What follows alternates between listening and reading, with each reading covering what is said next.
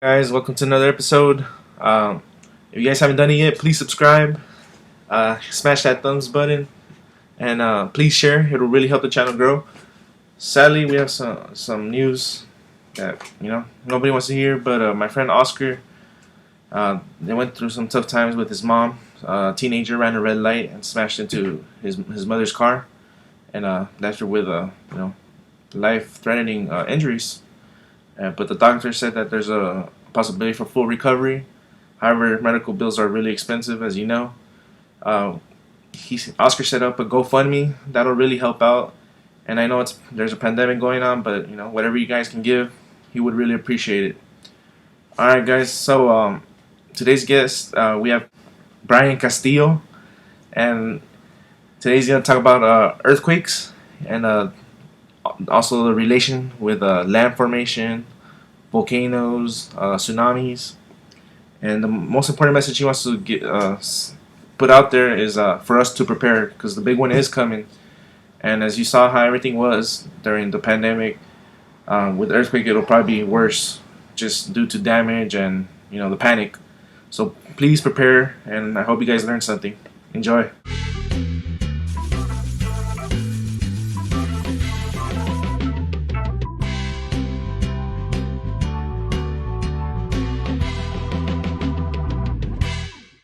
Welcome to another episode of the Carrendo show. I'm here once again with Bryan Castillo. Hello, welcome. And the reason I say that once again, we had some technical issues on my behalf, but luckily Bryan's such a good sport. He was here to get this information out, because he really cares about all you guys, all of the greater Los Angeles area. I'm trying to save you guys, yeah. Yeah, he's trying to save the world out here. Yeah, man, thank you for having me. I'm glad to be back. Yeah. Right, essentially. Is the volume good for you, or too loud? Yeah, I know, that's perfect. Yeah, it's yeah, good? All right. It's good. So, yeah. So what do we got in store for today, Carlos? Yeah, man. So, I know a lot. I feel like we've done this before. I think I know where this is going. Nah, but, yeah, let our viewers know who you are, what do you do for a living, Okay. and where you attended. Awesome. My name, like you said, my name is Bryan Castillo. I am a earthquake geologist. I graduated with a degree in geophysics for my bachelor's at Castillo Northridge, and then I went to get my master's in geology, more emphasis on paleoseismology and earthquake geology at Castillo San Bernardino, and I graduated last year with my master's. And some side projects. I have a published paper on the Ridgecrest earthquakes, which I forget to mention last time. I'm a co-author on that, so some cool creep meter stuff we did. And I'm also working on a publication as the first author, which should be out by the end of the year, hopefully. Yeah. Right on, man. So I feel like my credentials are pretty good, Yeah, for definitely. knowing this earthquake stuff. Yeah, you're not just talking to an ass stick right here. I'm not just talking out of my ass, I know a thing or two for sure. This is the go-to right here. Yeah. So yeah. Yeah. Once again, correct me for calling you a seismologist. Oh, no worries. Again, really important research done for both sides, but they just focus on a little bit different things, right? Yeah. Seismologists look at wave functions after an earthquake have happened, and we study the geology and the landscape of faults and stuff like that. Yeah. And before we dig into earthquakes and everything, let's talk about your credentials, your education, and as well as for anybody interested who might want to follow your path. How long did it take you, or how long you've been studying this? So I've been doing earthquake geology. I'd say I have about 4 years of experience. I've been working on this big project for the last 4 years, which is actually the one I'm going to get published this upcoming year, or the end of this year. But I have experience in geology probably I'd say about 8 years of doing mapping and just like learning the things. School is all experience. Even though you're in school, I feel like that's still kind of experience. But I've really blossomed into who I am in the last couple of years, for sure. I was about to say, you have experience since birth, man, because we went through Northridge and. I mean, I was like 2 years old when Northridge happened. I don't remember it at all. But it would have been cool to remember that earthquake, but I really don't remember it. Yeah, unfortunately. Yeah, and I think sometimes we forget, but even that earthquake itself, it was pretty strong, and I think the 10 freeway it collapsed. If I'm not Yeah, mistaken. it was the 14 Yeah, that right. collapsed. A lot of freeways did collapse. Yeah, it was magnitude 6.7. It happened Yeah, at around 4:30 in the morning. Luckily, a lot of people were sleeping at the time, yeah, so the casualties and the damage was minimal. Or it was not minimal, but at the best, kind of best case scenario for sure. right, It could have happened 5 p.m. It would have been much more devastating for right. sure. Yeah, during the rush Yeah, hour. rush hour Yeah, exactly. It would have been yeah. way devastating. And like we were talking about earlier, earlier. So, how was the school for you? Did you enjoy it? Was it very stressful? I mean, obviously you always put in work. You always get what you put into. And when I hear you talk about earthquakes and your field, I know you definitely put a lot of time into it. Yeah.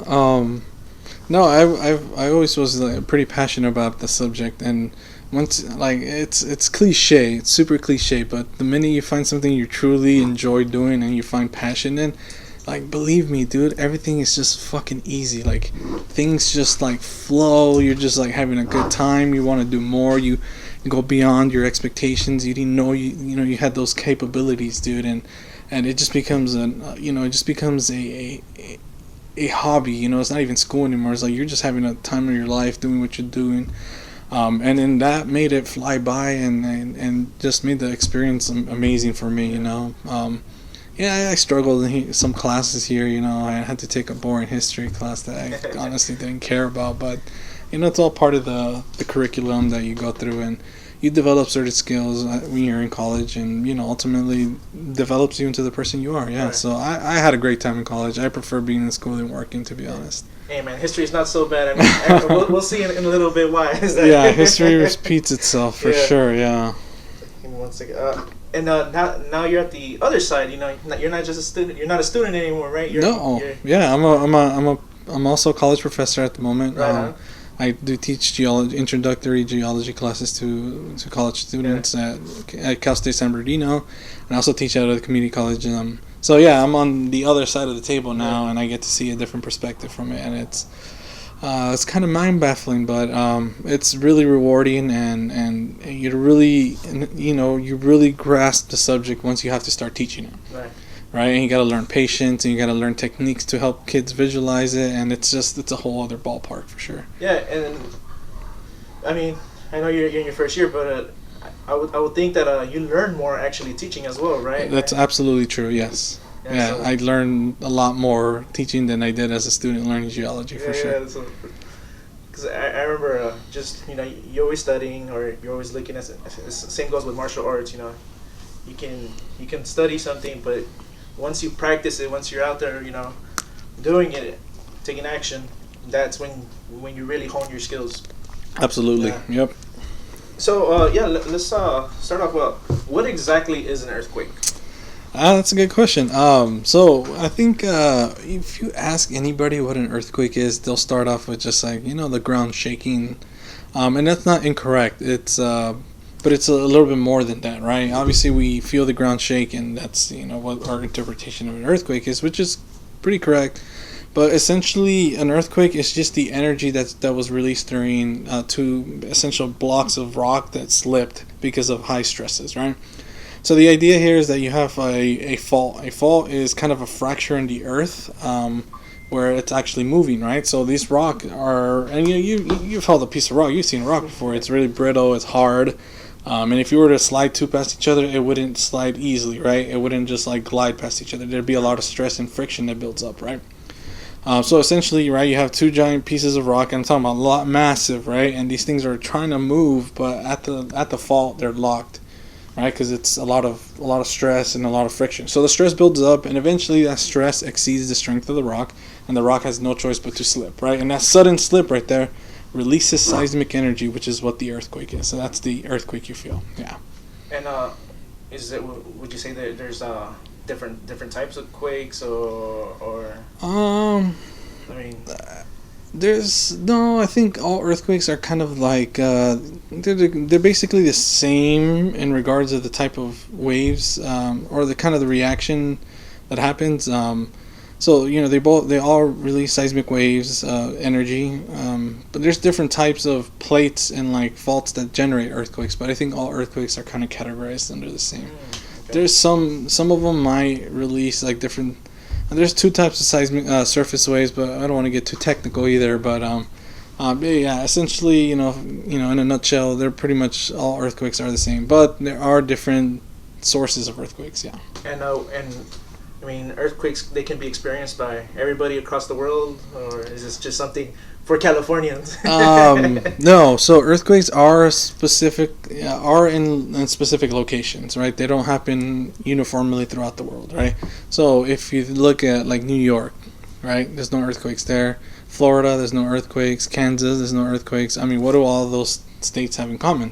It's all on the East Coast. It's all on the East Coast and the Midwest, right? The Central California. I mean, Central United States. So there's no earthquakes there, and there's a specific reason why there's no earthquakes, and the reason is that the west coast of the United States is actually on an active plate boundary. Okay, when you have active plate boundaries, you have tectonic activity, which ultimately leads to earthquakes, right? On the East Coast, you actually don't have that tectonic boundary. You're actually kind of in the middle of these plates, right? So let me give you a basic geology 101 right here, right? So the Earth's crust is separated into these large tectonic plates. So a good way to kind of visualize this is think of the Earth, and the first layer you're looking at the Earth is made out of Jello. Everybody loves Jello. You know Jello, right? Lime's my favorite Jello, right? Strawberry. You like strawberry? You're a sociopath. Oh, that's me. So just imagine this layer of Jello, right? And on top of those Jellos, you have these large plates, which are, we'll call them cookies. Chocolate chip, because chocolate chip is the best. If you oatmeal, that's disgusting. Again, you eat oatmeal raisin cookies, you have issues. Damn, I'm just a basket case, man. Yeah. So you imagine this layer of Jello, which is called what we call the asthenosphere, right? And above that, the cookie layers, which is called the lithosphere, right? And these cookie layers are broken in specific areas. When they come together, that's what we call a plate boundary.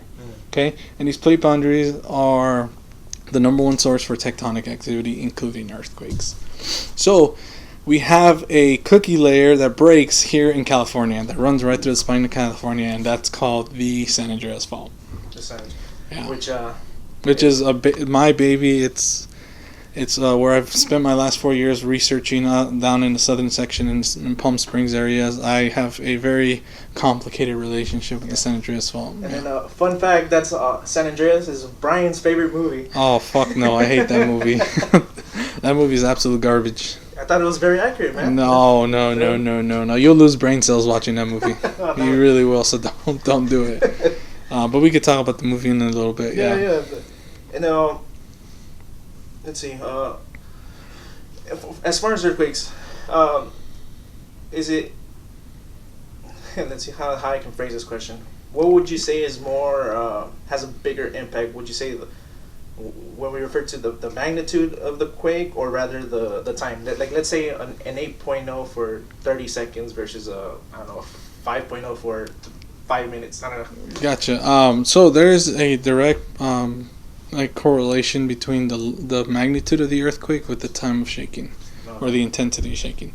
So obviously, the higher the magnitude, right, the bigger the quake, the longer the shaking will last, right? Gotcha. So it's not like you can have a magnitude 4 that lasts for 3 minutes, Okay. right?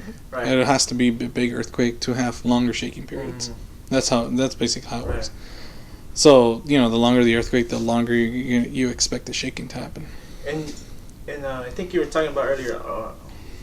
Earlier? What are you talking about? We're barely meeting for the first time. I mean like 2 minutes. When I say earlier, I mean like 2 minutes. Okay. So it's like an earthquake's like a release of stress, right? In the plates, or yeah, precisely, faults, yeah, or in the faults. And so could you say, if we're having multiple little earthquakes that that would reduce the stress from a big one occurring? That's a good question. I feel like one of the very, very important question. Absolutely. Yeah, that's not true at all. Because there's one thing. The one key thing here is that magnitude is measured in a logarithmic scale, meaning it grows exponentially the higher you go, right? So a basic logarithmic scale is going to start off. If we talk about energy, you're talking about 0 to 10, right? That's the first section, right? and then it's scaling, exponentially. So then you get from 10 to 100, right, and then 100 to 1,000. You see how we're just adding 1 0 at the end, right? 1,000 to 10,000, 10,000 to 100,000, 100,000 to a million, right? So every increment, even though it's the same size, you're increasing exponentially, right? So this magnitude is the same way. So if a magnitude 8 earthquake, you're looking at, and you compare it to a magnitude 3, right? Even though it's an order of 5 magnitudes, and that might not seem like a lot, that's a lot of energy. Right. That's, you're growing exponentially, right? So, and the number here that we usually throw out for energy is about 30 times more, right? So a magnitude 3 earthquake is going to be 30 times stronger than a magnitude, what did I say, 3? Yeah, 3. Than a magnitude 2. Right, a magnitude 7 is going to be 30 times stronger than a magnitude 6. Okay. Right, so if you're talking about a bunch of magnitude 3s, right, compared to a magnitude 7, you're looking at 30. You're looking at an order of difference of 4, right? 3 compared to 7. So 30, that'd be 30 to the power of 4, which is 30 times 30 times 30 times 30. So 30, times 30 is 900, 27,000. You're looking at over 1 million times more energy, right? So it doesn't work that way. You can't have 1 million smaller earthquakes to reduce that stress. You need to have that big one. Yeah. And sorry for all the math. but that's mind blowing. Thinking of how much power, just incrementing like that. Yeah. So there's definitely a significant difference from an M6 to an M7. Yeah. You mean you think 6 and 7 and it's nothing? But it's nothing. No, it's significant. Yeah. Absolutely, yeah. And a 7 to 7.5, there's a big difference as well there. Even though it might not sound like one, but there is. Right. And is there a relationship between earthquakes and volcanoes, or are those two separate things? Like earthquakes, like we're talking about plates, right? But are volcanoes has to do with plates, or is that like with magma? Yeah, no, yeah, that's correct. Volcanoes are also associated with tectonic activity, which revolve around plate boundaries. Not all plate boundaries have volcanic activity. There's only specific ones that do, and that's because there's some type of melting going on in the mantle that is resulting in magma being generated and kind of, rising up and creating these volcanoes. But yes, they're definitely associated with boundary plate boundaries, and they're also they also happen concurrently with large earthquakes as well. And would you say that a volcano eruption triggers an earthquake, or vice versa, an earthquake can trigger a volcano eruption? So volcanoes, when the magma chamber starts rumbling, you'll have seismic activity happen. You'll have a bunch of earthquakes. Can it trigger a big earthquake? Not that I've seen, and I don't think there's any scientific evidence to back that up.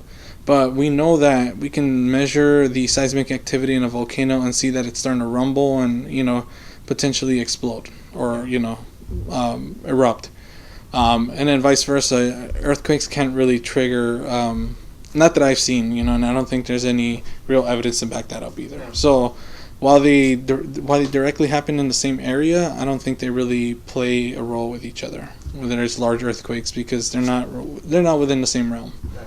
Yeah. And then is it also possible to how should I say this? An earthquake can only be natural, or as far as like let's say a big explosion. So you're saying, can we generate earthquakes? Yes. Can we generate earthquakes? No. Yes and no. Yes, small earthquakes are normal. You can generate them pretty easily. People that mine, dynamite the wall, right? That'll create some seismic activity. And you're creating earthquakes. Fracking creates earthquakes. The collapse of the World Trade Center in 2001 created a magnitude 2.3 earthquake when the tower fell. So yeah, earthquakes can be generated, by human activity. But when we're talking about large scale earthquakes, and up in the high magnitudes, that's near impossible. Right. And then something I said, going back to earlier, is there different type of earthquakes?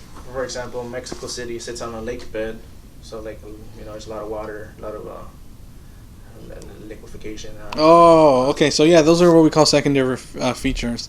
And I'll touch base on that when we're talking about like what to do before, like kind of the preparation of earthquakes and what to expect. Okay. I'll definitely touch up on that. Yeah, definitely. All right. Well, yeah, I mean, you want to tackle a little bit the misconceptions or myths or or myths like and some and what myths, the media yeah. says, yeah. Okay, I think the one that I find the most cringiest and the one that really gets to me is when people say earthquake weather. Yeah. Yeah, I hate that one. And my friends my friends try to be obnoxious sometimes and just kind of drop that word on me. It's like, oh, it's earthquake weather, right? Because it'll be like 100 degrees, but it'll be like some rain happening and it's cloudy and just like, no, there's like literally no correlation, right? And that's false because the atmosphere is what controls the weather, which is a layer above the surface of the earth, right? Most earthquakes typically range from like 5 kilometers to about 15 in depth. That means that's where they nucleate, right? That's where they begin, and that's running from 3 to 8 miles deep, right? That's like we can't even dig holes that deep without extreme equipment. So it's blasphemous to say that weather from the outside is affecting something so deep in the earth, right? And a good example of it is if you dig a little hole in a grass patch or sand, get 2 feet deep and it's already 70 something degrees. It's nice and cool, right? So how's the weather going to affect something that's only 2 feet deep? Now you're talking about kilometers and kilometers in depth. So yeah. There's definitely no correlation between weather on the Earth's surface with the creation of earthquakes. And when people tell you this, what's their logic for? I think some of them are trying to be obnoxious, and you know who you are. I think they just do it to piss me off, to be honest. Yeah, but sometimes I hear back in the day I've heard my mom say it. Sometimes it's like, Mom, you're looking at my mom. Yeah. I'll throw you over this wall right now. But no, so it's it's one of those things that passes on, and slowly and surely I just want to tackle it and make sure people are informed that there's no such thing as earthquake weather. Yeah, because I mean, even when I was in school, the first time I heard of that was in high school, and I was like, a teacher of all people said it. Oh to us. no!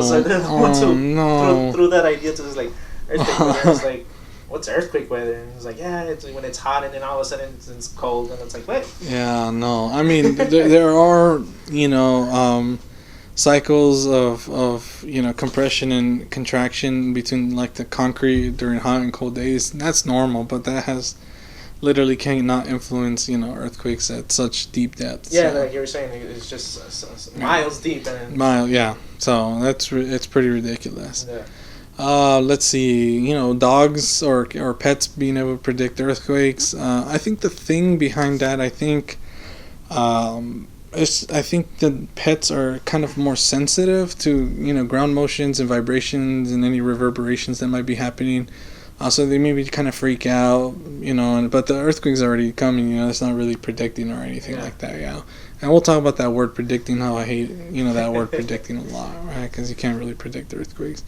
And then you got those crazy YouTubers who think they can predict earthquakes, or crazy TikTokers who's like, oh, there's a big earthquake going to happen. It's like, no. Yeah, there's small earthquakes happening, yes, you're right, but a big earthquake, like, what is your basis off? You can't prove it anyway. Like, right. How do you know? They're just kind of throwing a date and just hoping to be right? I mean, if that was the case, I'd do it all the time. Yeah. Yeah. So what you're saying is like, not that animals can predict, but they just have higher senses than us. Because, like, for example, I mean, dogs can smell better, or yeah. I think they're just more sensible to the vibrations in the ground. And once an earthquake's already on its way, like once it's happened already, it's not like they predicted it. They just felt it right before we did. Yeah. That makes sense. Yeah. They're a little more in tune with the earth than we're so clueless. Yeah. Let's see. What do we have another? I think we covered them. Let's see. Another myth, or not, maybe we just see it so often in movies. When you have big earthquakes, that the ground opens up and it just swallows people. Yes, the ground, the swallowing earth. Yeah. No. So we do get like in a large magnitude earthquake, you do get a lot of surface deformation, especially near or very close to the fault. And you do get these what we call fissures, right? And these fissures are basically little cracks that open up in the ground, but they're not. They could be maybe 3-4 feet deep, but they're not. They're not gonna swallow you whole. The whole thing of Earth opening up is also blasphemous. It's not gonna happen. So yeah, you don't have to worry about the earth swallowing you up tonight for sure. Let's see. Is there any more myths? The biggest one I do want to acknowledge is the whole predicting earthquakes. You know, I hate that term predicting. It's just not the right word to use. There are other things like forecasting or early warning systems that can give you kind of a heads up of when earthquakes can happen. And this is a really cool early warning system is what we call it, right? Where you could sign up on your phone to get an alert if there's a big earthquake. And now again, this is not predicting, right? The earthquake has to happen, and then the data needs to be processed. And there needs to be a whole array of seismometers that are recording data and saying, okay, we are having a large magnitude earthquake. Then those systems can now send a radio signal to your phone, almost like an Amber Alert that says, okay, large quake coming, right? Now all this does is it gives you about a 30 to 60 second warning. Mm-hmm. And then I think all the new Samsungs, they're coming equipped with that system. I think I read in an article. Oh, interesting. I didn't know that. But, Apple, step up your game. Yeah. But it makes me curious. I wonder if people will be more, let's say, more panic, more anxious if they're getting constant warnings. I mean, so that's the thing, is that they're not going to be constant. Mm. They're not going to be. You're not going to get an alert every time there's an earthquake. Yeah. Your phone will be blowing up worse than your ex-girlfriend, dude. Right. No, it's a big. It's only on large magnitude earthquakes, and it has to be anticipated. Right. So, that whole early warning system is going to be placed in the location where we think the next big earthquake is going to start, or propagate or rupture will begin. And if we get it correctly, and if it does start there, then we'll have a warning system, right, where you get 30 to 60 seconds of a warning, of a heads up, and then saying, hey, there's a big earthquake coming, you have 30 to 60 seconds, right? And now that might not seem like a lot of time, but believe me, it is a lot of time, right? Let me put it into perspective here. If you're a heart surgeon, right, doing very, very precise open heart surgery, and then start shaking, you're just like slashing that guy's heart, right? R.I.P. that guy. Yeah. No, but with this warning system, hospitals could get notified there's a big quake coming. They can stabilize patients, right? They can turn on generators. They can get ambulances out and ready, because destruction is coming. Yeah. You can send signals in schools to evacuate elevators, right? Because elevators will go off and you'll be stuck. You have people stuck in elevators. You can do so many things. You can, send out a siren. You can, if you get it on your phone and you're in an overpass on a freeway, you get the fuck out of there. Yeah, that's my biggest fear. And pull up. Yeah, every time I'm driving, I'm going through the overpass, and I try my very best just to get to the edge of passing. It's like, all right, man, if this thing falls down, I'm just trying to increase my chances. Yeah, it's especially being here in LA, man. When you get stuck in traffic and then you just look up. Oh, dude, that the number one anxiety thing, the one thing that brings me anxiety is being stuck in traffic on an overpass with no traffic not moving. I would never do it. Like I moved out of LA. I grew up here, but no more LA for me, dude. I can't deal with the overpopulated, and it's gonna be devastating when the next big one hits. There's 23 million people that live in Southern California, and San Andreas is right there. Yeah, and also a lot of people, when they think of California, they also think of, a lot of structures that are, they're made for earthquakes. But we had talked about it, that the study of earthquakes, it's pretty recent, it's pretty new, it hasn't been, done for so long.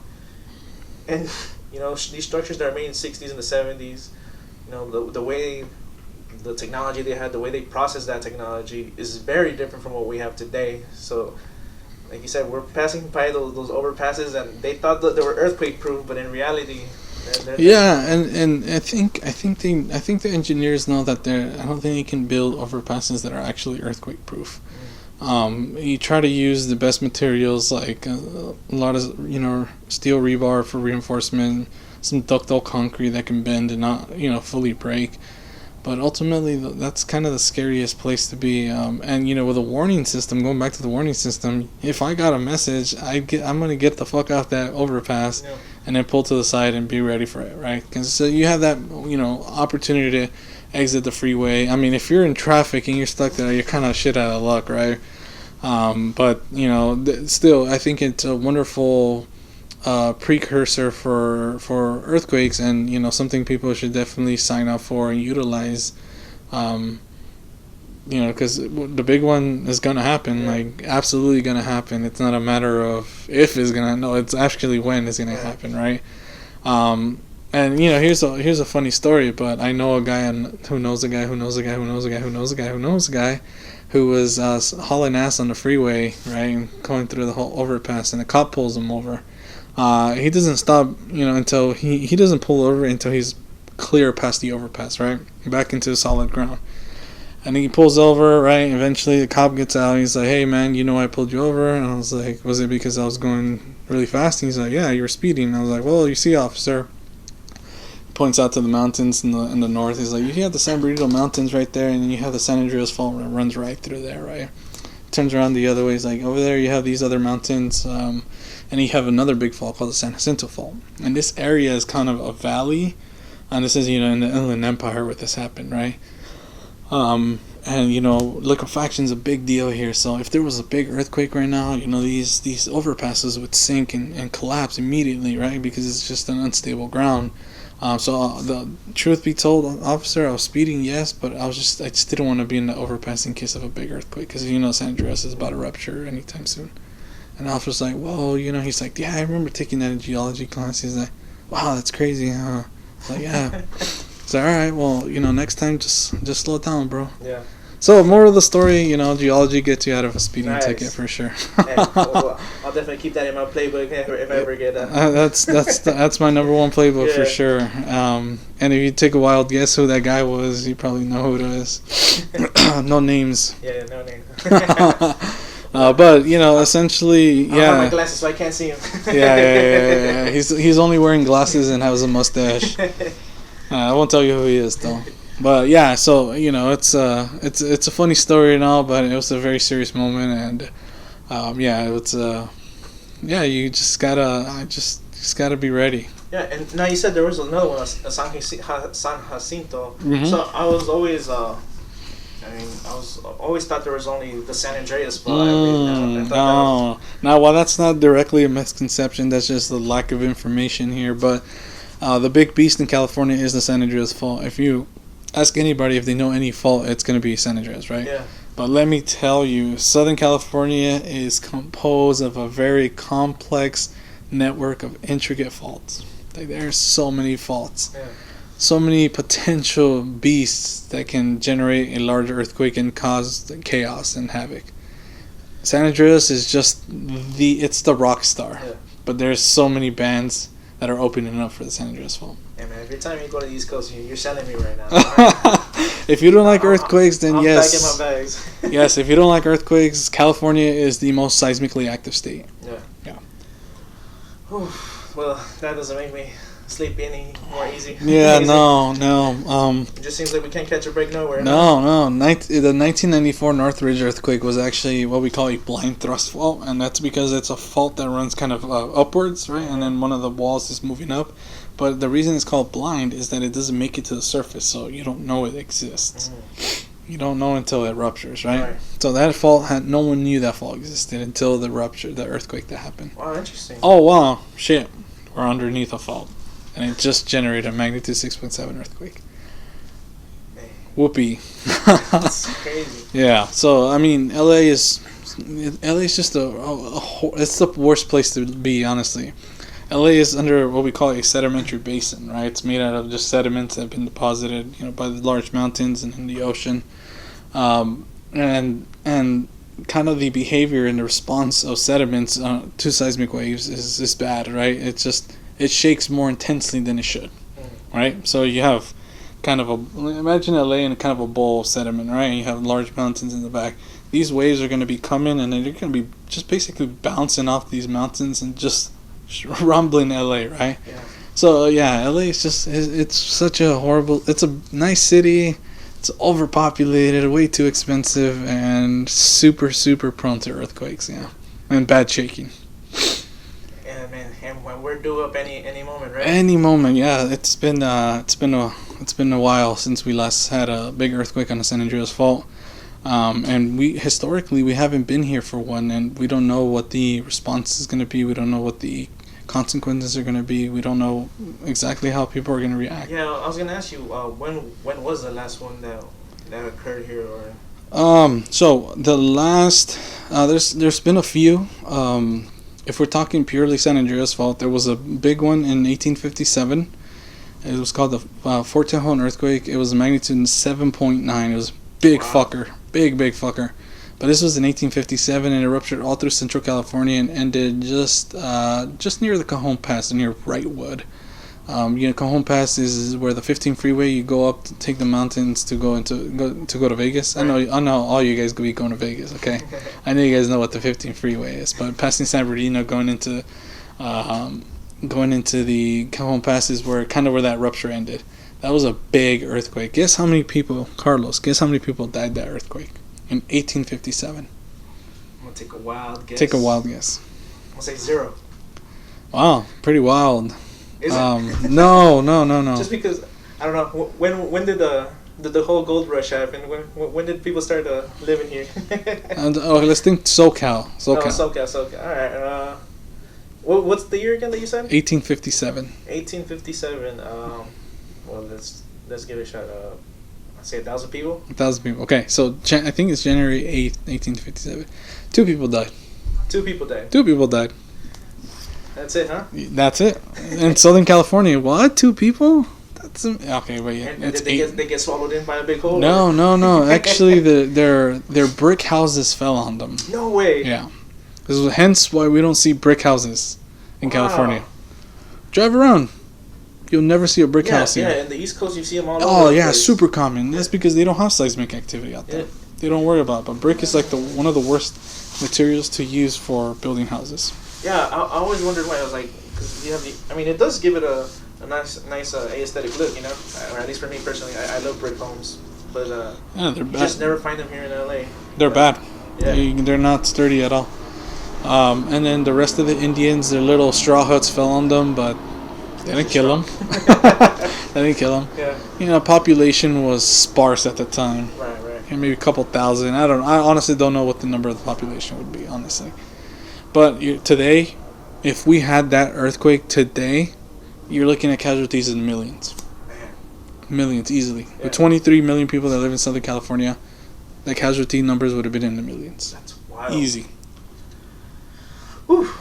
Just let's say what's that, like 5-10% of the population gone like that. Just like that. An earthquake. Man, that's insane. And the recovery time would be months, right? LA's kind of surrounded by a bunch of freeways. How are you going to get help? The only way you can probably get help is, helicopter did, flying did. That's true. You can get cars coming in. And it would just be because of the big structures that we have that people would be dying, or what do you think would be the large freeways would be just the overcrowdedness of places, of structures. Downtown LA has a lot of really old buildings. Yeah, it's just, remember, earthquakes don't kill people. It's the structures that fall on people that kill people. Do you know what magnitude it would take to bring down those buildings in downtown? Like, I per se do not know exactly, but I can imagine a large magnitude earthquake can do the job. Yeah. That's scary, man. It is scary, and again, we haven't seen it. It hasn't happened to us, which is why we don't know what to expect. Yeah. Yeah. But going back to the myths, most earthquakes happen in the morning, right? No, there's no correlation to that. No correlation to No. And then Ridgecrest earthquakes, the sequence that happened last year in July 4th. So the first one happened at 10:30 in the morning earthquake. The next one happened on July 5th at 8:30 p.m. night earthquake. There you go. There's your myth disproven right there. Yeah. And that was that an aftershock or what was? So the first one that happened, I'll get to the Ridgecrest stuff here in a second. But going back to the LA and the big earthquake, that's why it's critical that people learn and understand that these things are real, right? And you should expect them in your lifetime, and you should do everything in your power to be prepared for them. and I'd be happier to go over the preparations here. So yeah, let's do it. So what do you do before an earthquake? Stock up on water. That is the number one most important thing is water, right? Water you need to survive. You need to drink water to survive. Water you use to clean, to cook, to do basically everything, right? If you can stock up on water, you're doing yourself a big deal, a big help when the time comes. Okay, because the water lines are going to be broken, right? You're going to get sewage water with fresh water being mixed, right? That means it's going to get contaminated, and you can't touch it. Even buying those little dumb straws, the life straws, is a step in the right direction. A lot of our water comes from the Owens Valley, and it runs right through the Cajon Pass, which is where the San Andreas resides. Perfect design. Yeah, perfect design. I don't know who designed that. I don't know if it was the smartest, but it's the way it is, right? So water is super essential, and I'm not saying go hoard all the water like right now. Like obviously, you saw when the coronavirus first hit, or COVID-19, and people were like stocking up on paper, like they were gonna run out of toilet paper to shit, right? Like you don't let's not be selfish, right? We gotta care for each other. But we need to be, every Friday when you go to the store, go pick up a case, right? Just store it in your garage, store it in your car, anywhere where you can get access to water, fresh, usable water is gonna be important when the big one does hit. So don't stock up on toilet paper first. What are you gonna flush it with? You ain't got no water. Hey, but you have a clean asshole, man. Yeah, I guess that's priorities, right? Survive or clean asshole, right? But yeah, so water is probably really essential. And then just having little things like an emergency map of your home, you can do something like that.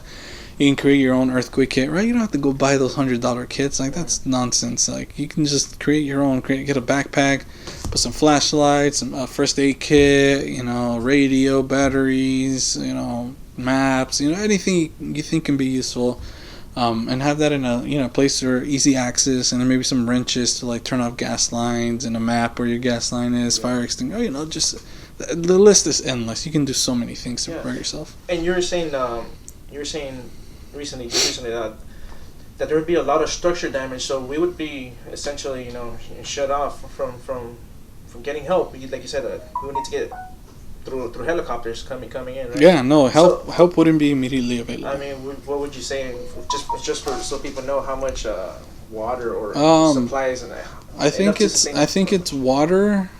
For water, it'd be like about 2 weeks worth per person. So if you have 5 people, you want to get 2 weeks worth per person. I don't know how many gallons that would be, but you're your own judgment. Just having water is going to be a big help, right? You don't want to be that house that has no water. Yeah, well, if you have one of those big Latino families, man, you're going to be a big storage, right? Yeah. And then food, like canned foods, non-perishable foods, is pretty important too. Sorry about that. Turn it off. Yeah, you're like worse than my students, man. You can't turn off their phone. But yeah, having water is pretty important. That's you now, right? No, that's you, man. Myself. That's teacher. That's teacher right there. No, that's not me. Oh, that's on. That's been there, yeah. Anyways, yeah. So that's what you do to prepare yourself. You can get a map. Just kind of go over it with your family, whoever you live with. Be like, all right, this is what we got to do in case. Yeah, it only takes 15 minutes, but do it. You're gonna feel better. You're gonna feel better for when it happens, right? That classic line, I don't have enough time. Yeah, there's plenty of time. Plenty of time. So now it happens. Okay, so what do you do during an earthquake? One, you stay put. Okay, wherever you are at, right? Okay, for the most part, wherever you're at, right? If you're in a freeway, you get the fuck out of there for sure. But if you're outside the house or inside the house, you want to remain there. You want to remain calm, and you want to stay wherever you're at, right? If you're indoors, you want to get under a table and protect your head. That's the most vital part, is protecting your head, right? Who cares about your legs, your hands? Without your head, you can't function, right? Protect your head under a table, just in case for any falling debris, right? And you write it out. You wait it out under the table until the shaking stops. Once the shaking has stopped, then you can slowly get up, check everything's fine. Watch out for any broken glass. Anything that might be hazardous. or dangerous, and then kind of slowly make your way outside, right? Or if you're outside, you slowly make your way inside. So it's important to remain calm. Most structures are well designed. They're not gonna collapse on you. If you're at home, chances are your house will be fine. Yeah. You would have to be in like a freeway overpass or a really really old building to be worried about the structure falling, or maybe even like a very tall building. I'd be kind of scared too. And see, when studying all this and talking with others, you ever start getting paranoid? Like for me right now, I feel like I should just go buy a construction helmet and wear my steel toe boots, man. Like, oh man. No, not paranoid. I mean, not paranoid. I'm actually excited to see what happens. If I'm being honest, I think it's gonna open up a new realm of science in the earthquake community. Like, there's gonna be so much research to be done. Right. That's just me though. Like I'm waiting for it to happen. I'm telling you from experience, being in a 7.0 in Mexicali, I do not want to go through that again, man. Yeah, I do not want to be there. It's definitely scary. I do get scared of it, but I'm also fascinated by it, and I'm gonna do my best to prepare myself, right, and survive it, and then move on past it. Yeah. So during an earthquake, important to remain calm, and then go under a table, right? You don't want to go on a doorway, or you don't want to be running across, because you're gonna get disoriented, and as the ground's shaking, you might fall and crack your head open, right? So you don't want to do that. Don't be under a doorway. No, Okay, that's another myth. Yeah, in school we were taught that, like, Really? there's supposed to be a base, man. I'm telling you, man, these teachers. I don't think school taught you that, but I'm sure you heard it from school. Yeah, no, you definitely don't want to go under the doorway. I think it's just not that. It's kind of like the weak point in a wall, right? Like you ever have like a how do I put this? You ever see the glass get cracked, right? Yeah. And then it like spreads out unless you relieve the pressure. The weakest point in that glass is not going to be that kind of open area, which is kind of the doorway, right? And just imagine in a wall, if there's a doorway here, the doorway is going to be the weak area, right? Because everything else is kind of uniform throughout, and then there's a big hole in the way, right? So if anything were to collapse, it'd be right at that doorway, because there's kind of a weak point right there. Right. So it's better just to hide under a table or under a bed. Yeah, and then you might get that door swinging at you. Yeah. Right? Just it's not an ideal place to be. Yeah. Oh man, so. But this is why you guys are watching this awesome podcast, to learn and to learn. So, and then finally, what do you do after the quake, right? You ride it out, and then once the shaking has stopped, then you make your way outside or inside, check on your loved ones, check on your family, kind of assess what the damage is, Go on Twitter, hit up Bryan. go on Twitter, hit up Bryan. Yeah, absolutely. If the internet is on, but chances are it won't be. There won't be any cell phones, so no TikTok, no Facebook, no Instagram. No TikTok. Oh, well, that's gonna get banned either way. Yeah, but that's a whole nother subject right there. So it's about being prepared, because it's gonna happen. Yeah. It's absolutely gonna happen. Now, do you want to be prepared for it, or do you want to be unprepared for it? And now, when you say it's gonna happen, how can you you say you don't like the word predict. What's the word we're gonna go with from now on? So we're okay. So I say it's gonna happen, and I can give you some statistics here, but the one we like to use is about a 95% chance of a large magnitude earthquake within the next 30 years. So definitely within your lifetime. Oh, man. And that number comes from a ton of research that's been done on the seismic behavior on the San Andreas Fault, doing a lot of studies, which brings me to my kind of expertise, my area of expertise. Is coming up with these what we call recurrence intervals. So how often are these faults generating large earthquakes, right? We can come up with a recurrence interval, and you can use that for many things, like volcanic eruptions. How often is this volcano erupting, right? How often are we having blizzards? How often are we having snowstorms, right? These are all things that can be interpreted with a recurrence interval. So my area of research is what we call paleoseismology. Okay, and paleoseismology is basically means study of old earthquakes. Okay. I said that correctly. Study of old Of earthquakes. old earthquakes. Yeah, and you're probably thinking, Yeah, how do you study that?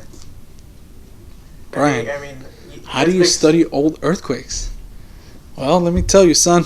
Did they have what's a Richter scale back in 1700s? No Richter scale. Yeah. So, it's a really cool subdiscipline of earthquake geology. It's called paleoseismology. So here's the idea. Okay, let's say there's this blue table right here is an active fault, right? We'll call it the San Andreas. In order to kind of see what the behavior was or see old earthquakes on it, we're going to excavate a trench perpendicular. So we're going to run this way, right? So the fault runs like this and we'll run this way. And we'll excavate a big hole. And in that hole, we'll see exposed layers of dirt or what we call sediments, right? We like the word sediments, not dirt. And these sediments are all, typical nature. With undisturbed sediments, you're going to have flat horizontal layers. Have a layer here and then a layer here, right? And the basic, intuitive concept of things we know, right? Stuff at the bottom is going to be older, right, than the stuff on the top, right? Right. Because if we're stacking dirt layers, right, it's going to go like that, like that. Mm-hmm. Obviously, the layer on the bottom is going to be older, right? Right. And that makes sense. It's perfectly normal in nature. So stuff at the ground surface right now is young. But if we dig a hole, we can expose these older sediments, right? Now, the very cool thing is that if there are earthquakes, these sediments are deformed. They get deformed. And what I mean by that is that the break makes it up to the surface where the fault is at. It breaks the sediments, and they come up, right? And then now you have layers that are mismatched. Something happened. Something disrupted them. And then over time they get stacked, they get covered by more sediment. Yeah. So now we can excavate the trench and expose these sediments and see breaks in the sediment where you would expect continuous layers. Yeah. So you started to notice these changes. Yes. We see preservation of the surface deformation from old earthquakes. Yeah, I never had it explained like that, and you make that a clear picture, man. Yeah, it's really cool. It sounds boring, sitting down and looking at dirt and counting layers all the time. But trust me, it's really cool. And then we take a step further and locate where we think these earthquake horizons are at. Meaning, for example, if there's an earthquake that runs up like this, right? Or there's a fault, and you see a bunch of layers that are clearly broken, right? And then now you see a layer that's flat all the way across. Uh-oh. Right? What does that tell you? Right, the fault's coming up, and then there's a flat layer, and the fault doesn't break the layer. Means we're up. No. Yes, and yes. But that means is that layer didn't exist when that earthquake happened, right? Or else it would have been broken too. Right. So that's our capping layer. It's what we call our capping layer, our earthquake horizon.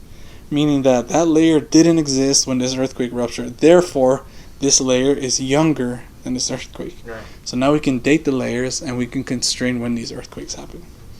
And when was the last one? Or what's the average of them? And when was the last one? Okay, good. So for the southern section of the San Andreas Fault, which we believe is the next one to have a big earthquake, the last one, and depending on what section of the fault, again, it's not a single line. It gets really complex. It branches into different strands. It's a whole zone, but the general consensus is that the last big one happened around 1726 AD. That's almost 300 years ago. That's a very long time. Yeah. Considering that the recurrence interval for that area is between 100 and 300 years per earthquake. So you're saying we're 6 years away? No, I'm saying we're definitely overdue for a big earthquake. Yeah. And again, these are just kind of they're not that simple numbers. I mean, they come from very detailed studies of paleoseismic trenches that have been done all throughout the San Andreas Fault, right? I'm just not just throwing, arbitrarily throwing these numbers. These numbers come from somewhere, okay? And I don't want to go into too much of the complex science behind it, but that's basically what I did. I did my work on a strand called the Banning Strand near Banning, California. You guys know where that's at, heading towards Palm Springs, but near the Palm Springs area. The San Andreas branches off and it creates a strand there, and I did my work there. So I also found that my site is due for an earthquake. Right, so that whole section is just there's tons of evidence that it's time for the southern San Andreas fault to rupture and generate a large earthquake, which is where I come with it's going to be a big one because it is our numbers don't lie. A lot of paleoseismic studies have been done, and we're ready for the next one. Man, that's some heavy news right there. Yeah, I'm sorry about all the heavy science I just dropped on you guys, but it's I hope you understand it. It's really when I try to explain it very simple and so you kind of visualize it what we do. Basically, we dig giant holes, date earthquakes, and I don't mean taking them out to Applebee's on Friday night. I mean using techniques like radiocarbon dating and infrared stimulated luminescence dating. We can date these earthquake layers. So you're saying that for sure I'm going to experience a life-changing earthquake, and I most likely will not win the lottery. Yes. Yeah, exactly. I have a better chance of experiencing that way earthquake. better chances of witnessing a magnitude 7.9 earthquake than winning the lottery. Absolutely. Oh, yeah. That makes me feel way better. Yeah, I mean, you might be that one lucky person, but yeah, chances are, you'll feel a big earthquake for sure. I'm sure I'm the type of guy I'll win that lottery and then boom, gone. That earthquake will hit it, and we're all gone right there. Yeah, you just gotta go for sure. But yeah, it's and that's the paper I'm working on right now, which again, like I mentioned earlier, I will be publishing. I am the first author, so it's my baby, my creation.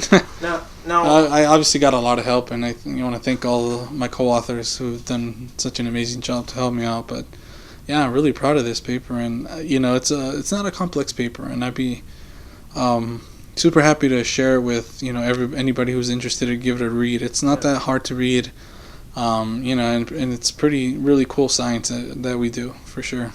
Yeah, and I was gonna ask you, are all these faults capable of providing that exact same magnitude, or we're just talking about the San Andreas being the biggest one that would produce the biggest one? Yeah, for right now, we're just kind of talking about San Andreas. Like I said, there's a bunch of other beasts that live out there that have just the same potential to generate a large earthquake, like the San Jacinto, the Garlock, Newport Inglewood, Elsinore Fault. These are all large faults that exist and are also very deadly and dangerous. All right, that makes me keep getting better, man. Yeah, there's also a bunch of these what we call blind thrust faults under LA. It's like a series of a bunch of them that just run under LA. Northridge, right? Yeah, it's very similar to the Northridge one. Yeah. Oh man. So yeah, there's a lot of faults here, and you just really never know. Yeah, I mean LA. Yeah, it's gonna happen. Earthquakes are inevitable. We have to learn to live with them by preparing ourselves and educating ourselves, which is like my number one goal. It's what I thrive to. It's what I'm meant to be. I'm meant to like teach people and really show them how cool earthquakes can be and teach them, educate them. Like be ready because it's gonna happen. No, and discussing this with you, it's making me not just making me want to, but I will prepare, and not tomorrow, but tonight, man. Like even just getting some waters, man, because like you said, you never know what's gonna happen. Yeah, you never know. It literally can happen tonight. Yeah. And if it did, I would not be surprised. Yeah. I would leave. Like if it happened right now, I honestly would leave. I'd be like, I'm sorry, this podcast is over. I gotta drive to the San Andreas to go start making some observations and start looking at it. Yeah. I kind of want to be the first on the scene and stuff. Yeah, I mean, because Bryan's not gonna be one of the millions who pass away in the earthquake like us. Fortunate peasants. You gotta prepare, man. You gotta prepare. Have to prepare. And that's what this is meant for. It's an informative podcast to learn a little bit about the science of earthquakes and understand them and the clear message is be ready. Yeah. Let's get ready for them. And just to ask another question, is there do you think there's more activity for earthquakes, or do you feel like just the ease of access that we have to the internet and media, that it looks like we just see more earthquakes? Because like I don't know, like in Asia I see so many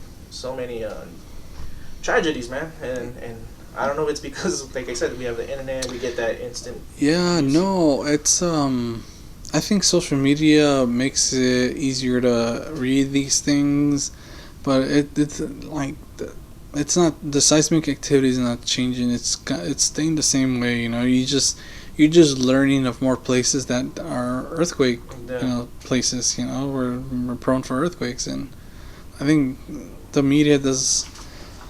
I personally hate the media. I think they butcher their titles to be clickbaity as much to get the views and make the money.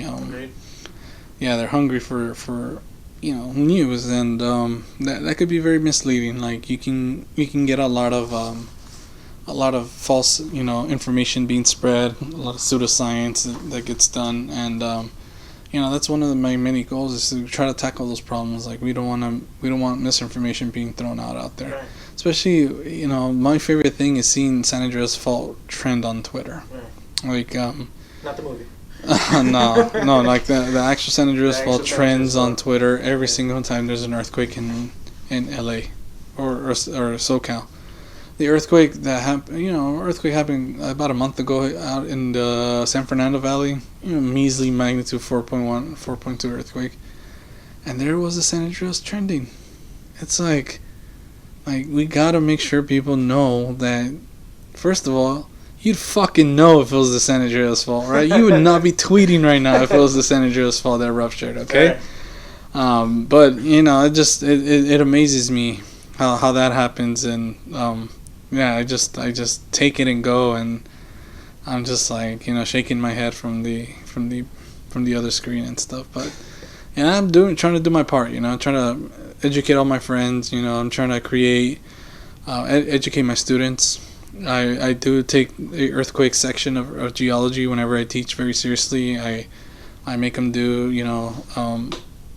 I make them do assignments where they create their earthquake kit. I create an emergency map, things like that, so they can take it serious. And then one day that map's gonna come clutch for them. Yeah, I tell them after I grade it, I say, okay, hang it on your fridge, leave it there. Right on. All right, and right next to your third grade report card. And because it'll come clutch one day. And so what is the biggest earthquake possible? I mean, like we talk about the scale. What's the biggest? Is there a limit on the scale, or? It's a good question. So the biggest earthquake in recorded history was in 1960 off the coast of Chile. It was a magnitude 9.5. That's a whopper. That's a big earthquake. I'm talking about big. Like I can't even. I wish I could show you how big. I'm just picturing in my mind, how much surface rupture there was and how much energy that released. I'm talking about big earthquake. Just to put things in perspective, you said the ridge crest was 6.4. The second one was 7.1. Yeah. 7.1. So how many times stronger would the Chile That's at least 900 times stronger. Wow. Man, that's crazy. Yeah, 900 times strong, at least. So people with Ridgecrest, just remember Chile, I guess. Yeah, but but for here in California, the biggest magnitude earthquake you can actually have is a magnitude around 7.8, 7.9 on the San Andreas Fault. It can't get any bigger, and that's because of the type of plate boundary that we have here. Quick little geology 101 part 2 here. Plate boundaries, there's 3 different types. There's what we call convergent boundaries, and that's literally when the 2 plates are coming towards each other. Okay. So they're converging together. Then there's divergent, where they're splitting apart. And then there's transform, where they literally just slide past each other. Okay. Here in California, we have a transform boundary, meaning the San Andreas Fault, all it does is slide past each other. Right. Okay. So in those type of plate boundaries, you can't get any earthquakes bigger than a magnitude 8. It's just physically impossible. It can't happen. Right. The only time you can have magnitude 9s and 8s and high 8s and magnitude 9s is convergent boundaries. Yeah, and that's off the coast of Chile, off the coast of Alaska in 1964, 2011 Tokyo, Japan. It was a convergent boundary. It was a magnitude 9.1. 2004 Sumatra was also a plate boundary, 9.2. Right, so these big earthquakes happen at convergent boundaries only. And that's when 2 masses are meeting each other, right? Exactly, and then one is basically subducting under the other, so they're colliding. Yeah. And And for just for our viewers, so like a divergent would be say like Pangea separating or originally, or no, or, a divergent is just two plates splitting apart, so kind of opening up. So in Africa, Africa, Saudi Arabia area, there's an active rift zone, which is a divergent boundary, and it's literally opening up, and the water's coming in and creates the Red Sea. Oh no. Yeah. So that's what an active boundary. Most of those are underwater anyways, and they're boring. They generate earthquakes, but they're just. So what I'm getting from talking to you is these earthquakes, they actually they shape our land, like you said. The divergent, there's creating rivers, and then when they're meeting, going down under, you're creating a slope. So I'm assuming that's why California is so mountainous, so hilly. Yes, absolutely. Yeah, tectonics controls the landscape, right? The San Andreas Fault and all the tectonics that's happening around here is what makes California look the way it is. Right. Why we have mountains, why we have hills, why we have, basins, why we have valleys. All that stuff is created by, but not earthquakes, but the tectonics that's happening. Yeah. And that's the same reason Texas and the East Coast is just flat land, because they don't have as much. Flatter than your ex-girlfriend's. I'm just kidding. But yes, it's super flat because they don't have any activity, right? So, like I said, going back to the original thought that these layers are always dropping horizontally. But through tectonic activity, you have folding, bending, tilting, sloping, and you get changes that happen. That's very interesting. Like, I don't know, when I think of earthquakes, or I'm sure when other people think of earthquakes, you just think of the shaking, but you never really imagine how much of an impact it has on the landscape. Yeah, you drive up a hill here in LA, no one thinks of every time I drive a hill, I was like, I wonder what fault made this hill right here. Yeah, I wonder if we actually have a thrust fault here that's pushing up this hill, right? And you can do detailed GPS measurements and see that these hills are actually growing as you speak. Let's see. Man, I know. I feel overwhelmed, man. Like, it's just it's so much information. I'm sorry, but it's really, really important to get out. It's very important, and if you guys are still watching, you guys are awesome, dude. Like, you guys are truly, trying to educate yourselves, and I think this stuff is beyond interesting, and I know a lot of people find this stuff really interesting. Yeah, and like you said, it's been 300 years or so since the last one, and so our parents, our grandparents, our great grandparents, they don't they don't know about this. They're not aware. They haven't experienced it, and it's something we're gonna have to explain to our grandchildren. Yeah, it's gonna be in the history books for sure. And unfortunately, it seems like we're gonna learn the hard way. I really hope. This is why I really want to do this podcast. I want to inform people, like, hey man, just be prepared. Be prepared, because, and I already knew about being prepared, but after everything you're telling me, like, even we might be having trouble with aid getting in because of the structure damage, and so it's really important that you guys take care of yourselves and your families. And it's complicated, it's complex, it's something that you don't really think about every day in your life, right? But it happens, and sometimes when, like last year when the Ridgecrest earthquakes happened, a lot of people, it was kind of a wake-up call for a lot of people. I saw people going into stores and buying a ton of water and a bunch of earthquake kits and stuff like that, and it was pretty cool to see all that. But then it dies down after 2 weeks, right? The aftershocks stop coming, and people just like go back to their normal routine and be like, oh yeah, I forgot. Oh yeah, we don't live in earthquake country anymore. The new iPhone comes out and we all forget about it. Yeah, exactly, precisely. And it's just like, no, this is something as long as you live in California, even Nevada, you need to think about these things, right? Yeah. And when you explain this to your family, do they get kind of freaked out, or how do they take it? I don't know, Mom. What do you think? First of all, trying to translate some of these scientific words in Spanish is incredibly difficult.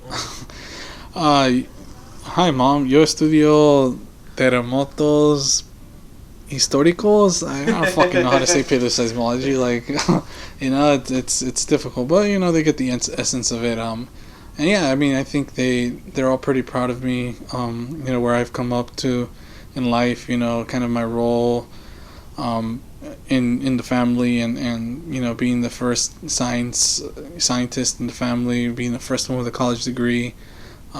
It's pretty big deal, and I think they're really proud of me, and I think their support is gonna be endless until the end of time, because I feel like I'm doing something pretty good with my life, and I'm sure they acknowledge that too. Yeah, that's great. And just let's do a little quick rundown again. So preparation number one: get your water taken care of. Water, earthquake kit, Yeah. emergency map, a plan. Basically, have a plan. When you say earthquake, what should you have included in that? So there's hundreds of lists online that you can just Google, but things like flashlights, because electricity won't be around. Candles, radios to communicate, batteries for radios. Toolkit for like turning the gas line on and off. First aid kit, and then supply of food, canned foods, things that won't go bad, non-perishable stuff, just anything that will make life easier after the earthquake. And then also for I guess I think what's very important, what you brought up to me, I didn't really think about, make sure your gas line is off, man. Like it gets damaged Make sure you know where the valve is to turn and how to turn it on and off for sure, because. True story, in '94, after the Northridge earthquake, a guy, a guy got burned alive because he sparked an ignition, but he hadn't noticed that a gas leak had happened, and it was an odorless and flammable gas, and then poof. Yeah, so it's really important to like turn off the gas valve, and then don't ignite anything unless you know that there hasn't been any leaks or it's been inspected and stuff like that. Man. And so that talks about a preparation. So we got that down. And let's go over again. If you're well, actually you said it. Just protect your head. That's the most important thing. Protect your head. Without your head, vitals. Without your head, you can't really do much, right? Yeah. So when you try to get coverage, just go. Protect your head under the table during an earthquake and write it out. Don't run anywhere. If you're outside, stay outside. If you're inside, stay inside until the shaking has stopped. Yeah.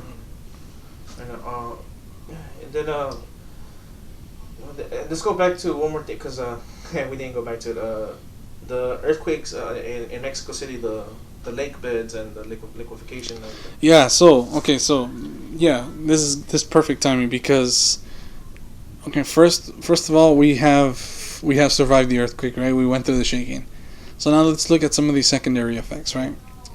If you live in a mountainous area or places with like really low slope stability, you can get earthquake-induced landslides. So you guys know landslide is basically a slope failure where a bunch of material comes running downhill, right? So those are what we call secondary effects. There's liquefaction too. Liquefaction is when you have a lot of water, so maybe a high groundwater table or very close to the beach, and sediment has this weird behavior that if you have a bunch of sediment and water deep underground, or not that deep, but under the sediment, and you start shaking it like in an earthquake, that water is literally going to come seeping back up, right? And it's going to act like quicksand. It's going to knock buildings over. It's going to knock freeway overpasses over, and that's more cost of damage. So that's what we call another secondary effects. And then fires is another one as well. And these are all effects of the shaking that happens. Let's go a little bit to the questions. Let's answer some questions. We started going a little international. Let's answer some questions for sure. Well, Pablo, which is a friend of ours, Pablo Castillo. Yes, I know Pablo. Which is not your brother.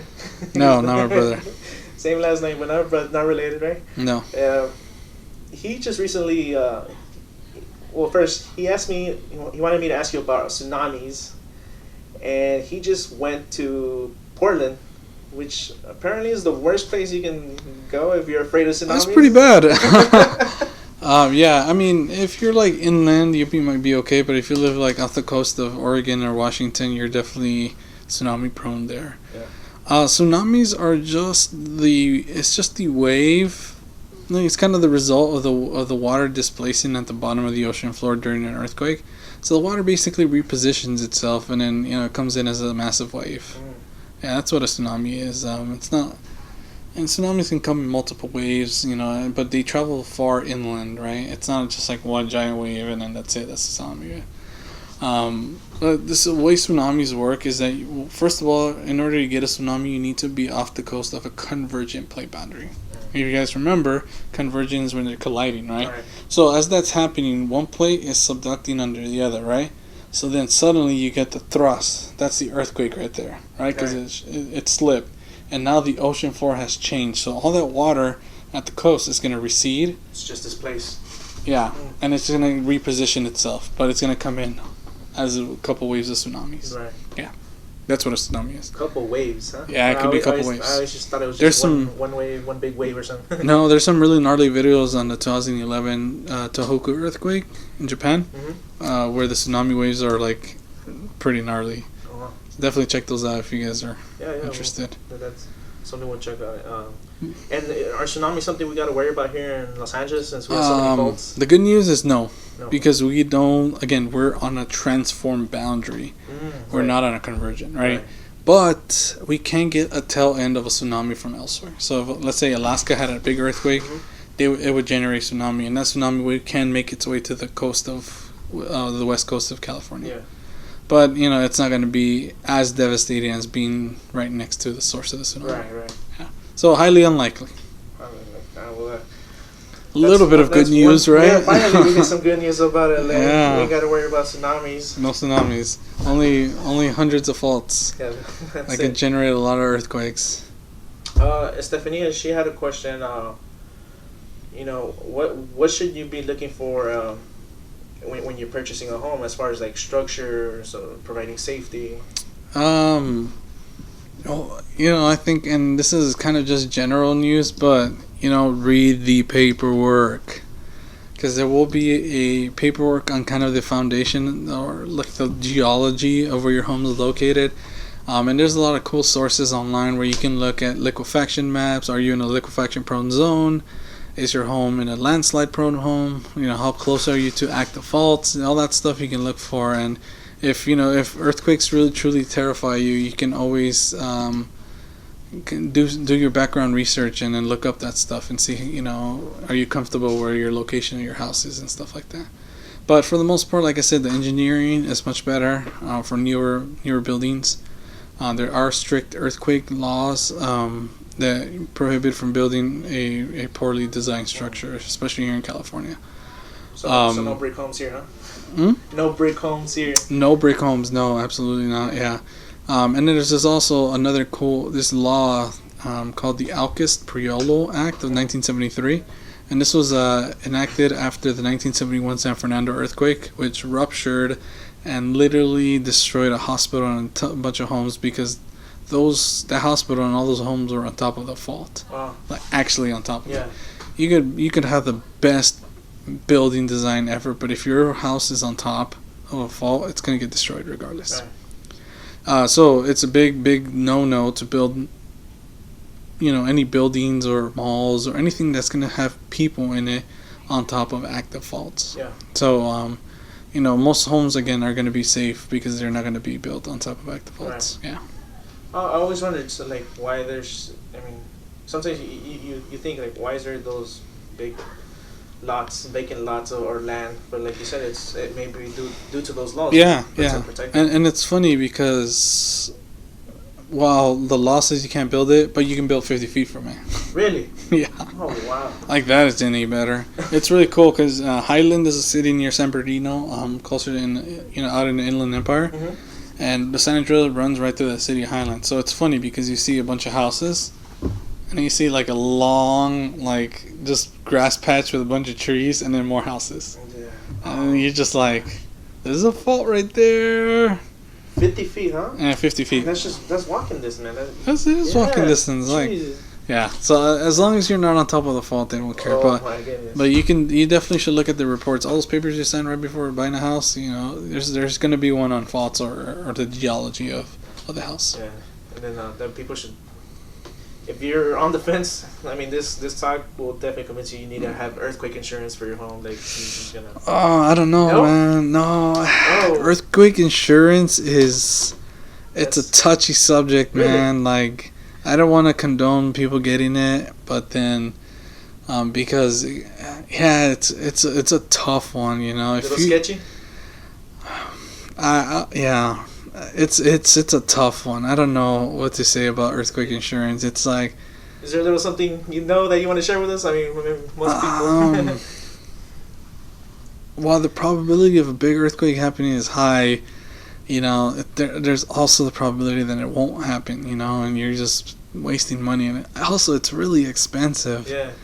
I don't know. I mean, personally, me, I would not get it, but that's just me. Yeah. I don't know, man. The way you were saying earlier, it seems like that earthquake's gonna happen in our lifetime. Right? It is. Yeah, but you know, it's hard to say. Yeah. I can't predict. I can't tell you when the next one's gonna be. It's a touchy subject, and I honestly don't know what to tell you about earthquake insurance. So don't put this on Bryan to Yeah. each your own. To each your own. Yeah. Don't claim for me. All right. Let's see. Ricardo Pimenta, he asked. I mean, I think you kind of answered this earlier, but could you throw a nuke into a fault line and trigger an earthquake? That's it would be kind of silly to do, but no, the nuke itself hitting the wall will create some seismic activity for sure, but I don't know. That's kind of wild, and like I don't think that's smart, anyways. To throw a nuke into a fault. It's not like it's a big hole. You can just throw it in there. It just doesn't work that way. Yeah. And, So not a good idea, Ricardo. Tony, he says who lives in Japan, also a friend of ours from middle school. He asked if we should start building underground, like these bases, rather than building on top. And I think it kind of goes with what Elon Musk said. He has his Tesla tunnels, and he claims that the impact of the earthquakes, you don't feel them as much as you would as being on the surface. I don't know if that's true. If you can clarify that for us. Yeah, I mean, I don't have a direct opinion on whether we should build underground towns or anything like that, but it's the concept is correct. Yeah, in fact, because again, earthquake energy is released into different types of waves, right? You have P waves and S waves, which you've all heard from your Earth history class, and those travel through the body of the Earth, right? Then you have the surface waves, right? And hence they travel on the surface of the Earth. Now, those are the ones that actually cause the destruction, right? They break stuff, all that stuff. So, theoretically, if you were underground, yeah, the energy would be minimal underground, right? It's like if you were underwater during a tsunami, right? You would never even feel that tsunami passing by you. But if you were at the surface, you get hit by it. Yeah. So I mean, it makes sense. Really, it does. Yeah. Alright. Let's see. So, let's see. Talk about preparedness. And we're gonna experience the big one in a lifetime. I guess I'll leave it to you. Is there any other message you'd like to get across, or as far as the earthquake goes? And I mean, we talk about the importance of preparation, but yeah. So the main thing is educating yourself and learning what's true and what's not, what's science, what's pseudoscience. And preparing yourself for something that will happen. That's the best thing to do. Again, we don't know exactly what it'll be like after the earthquake because we haven't had one. Yeah. Right? We don't know how to deal with these situations. So it'll be a learning experience, a very horrific one, with a lot of casualties and a lot of damage and billions of dollars in damage. But we will get over this and we will learn and don't be part of the people that could have done something and didn't do something, yeah. Right? You should definitely prepare yourself. And again, this is what I've dedicated my life, my time to, is to educate people and spread the awareness of earthquake, the earthquake awareness. And I'd be happy to do so beyond this podcast. You can follow me on Twitter and Instagram. You can always ask me any questions, and I'd be happy to answer them. You can send me pictures of your earthquake kit. I do all that stuff for just for fun, for free. Like I want to be available as a source of information for you guys, and that's my ultimate goal. Like, so feel free to follow me and contact me. Say hello. And I'll leave a description for so they have access to you. What is it? Instagram, Twitter. Those are the two biggest ones I'm like active on. Yeah. You can add me on Facebook too, I guess, but I don't really go on that. Are you ready to be flooded with a bunch of earthquake pictures and photos? I hope so. I really do hope so. I have a lot of cool stories and stuff like that.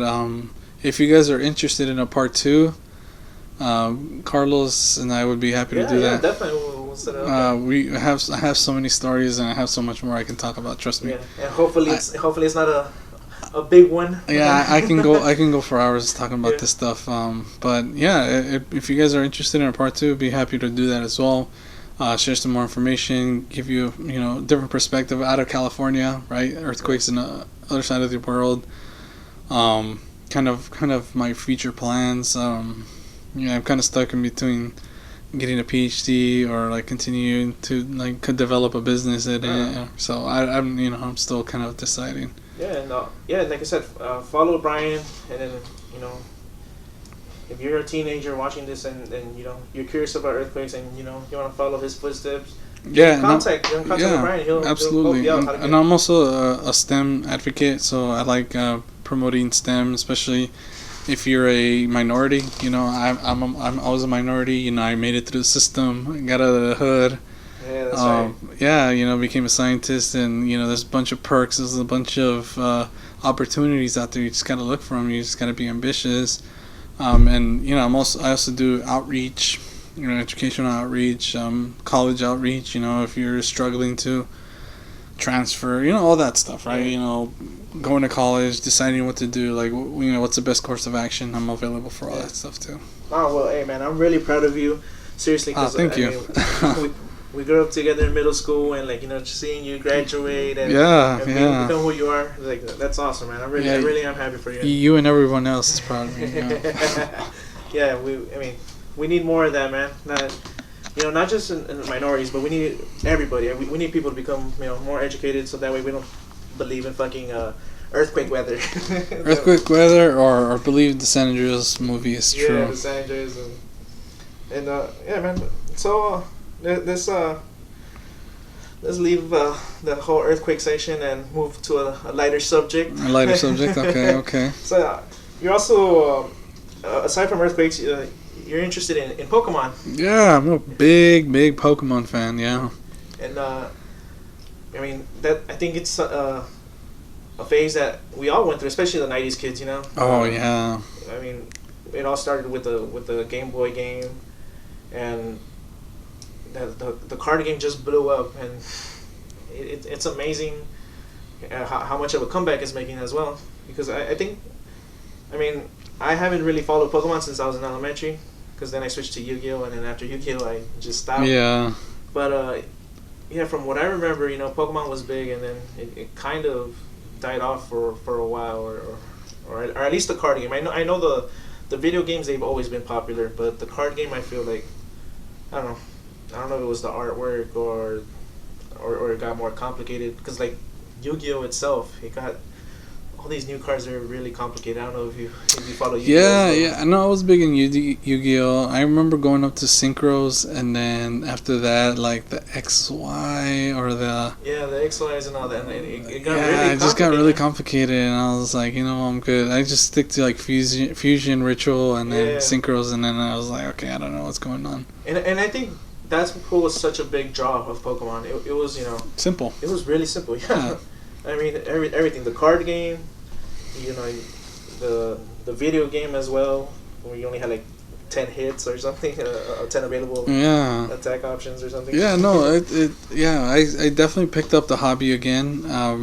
I was inspired by some dollar packs, Yeah. dollar pack Pokemon cards that my roommate was getting, and it was just, I just like got hit by a big train, and I just felt that. I remember feeling that feeling, of opening a pack up and the excitement when you got like a holographic card, and I was just like, I was sucked in again, I was like, I'm gonna do this. I'm gonna start opening Pokemon cards. And like the fondest memory I have was saving up a couple bucks. I had like $4, getting back from school and waiting for the ice cream truck, our friendly neighborhood ice cream truck to show up at around 5:30, 6 p.m. Right? You knew what the ringer, the sound was, and you knew exactly what you were gonna buy. Fuck the ice cream, man. That guy had Pokemon cards, dude, and I had $4. I just had enough for the Pokemon cards. So I would get home, do all my homework, eat my dinner, and go play outside. And I just wait and wait. I hear a jingle. Oh shit! No, that's not it. False alarm. That would feel like an eternity, man, because you knew exactly what you were gonna buy. And then finally, the ice cream truck came. There you hear the sound, and you start running. Oh shit! It's still down the street. Damn, I gotta wait for it. Okay. Eventually, it's gonna get here. Finally, it gets here. You run up, Mike, what's up, dude? Pokemon cards. There's my $4, all 4 separate dollar bills, all scrunched up and rolled up, and you're like, I have finally enough. He's all right. Here you go, base set pack, dude. Yeah. And you run it back to the stairs with your friends, and you're like, oh guys, let's do it. And you open that pack up, dude. The crisp sound of that packet opening up, dude, and seeing the pop up of some fucking Diglett right there in the front, and you're just like, damn, this is it. Like, I'm gonna open up a pack. Yeah. And you flip through the cards, and you're like, please something good. And then there it is, the fucking hollow Charizard, man. And you're just like, yes, I got a Charizard, but it's not that cool because I wanted a Gengar, or I wanted a Pikachu, like. 20 plus years later, fucking Charizard's worth $55,000. PSA 10 graded Shadowless Charizard.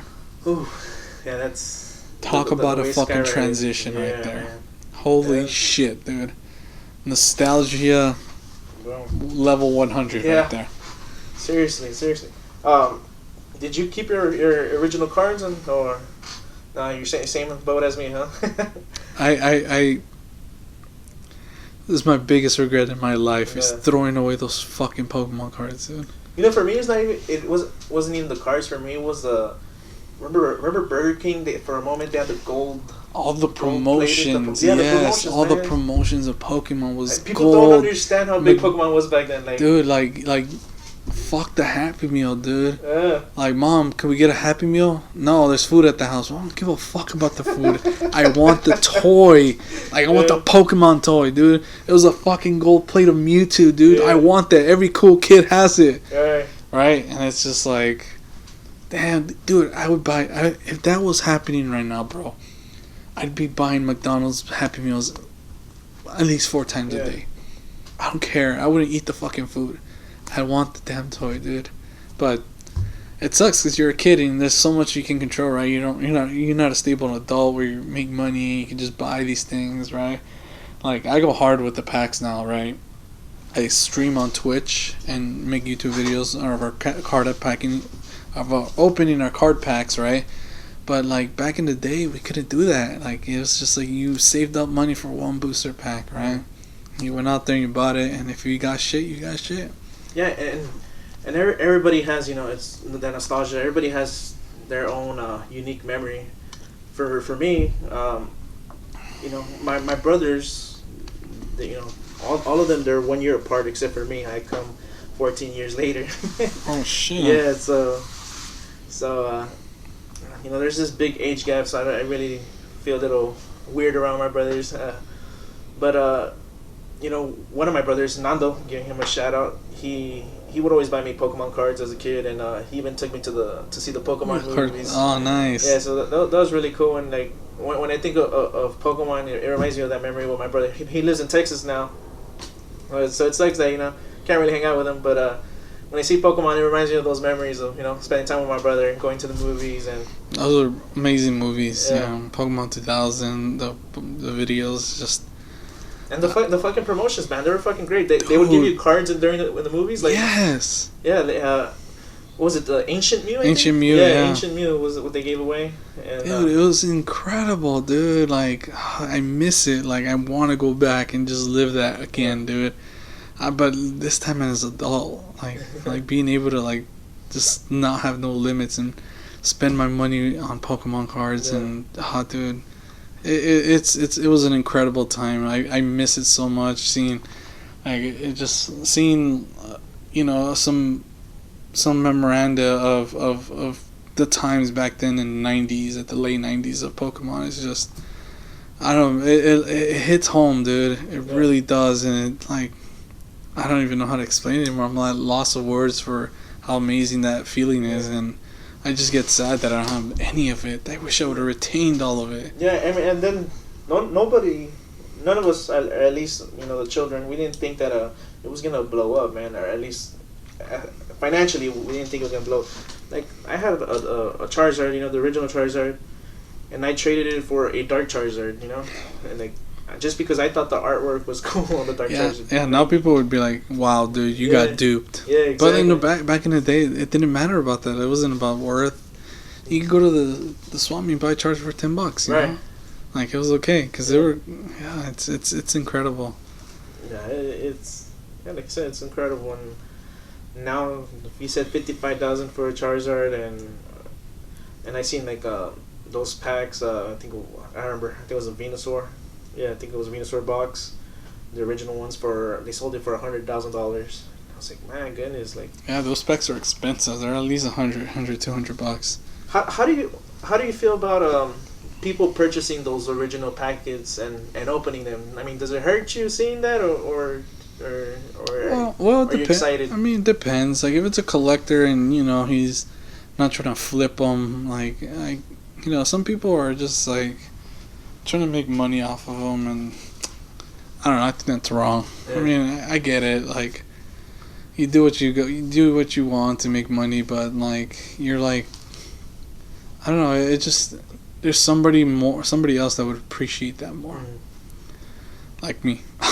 So send those old booster packs over here.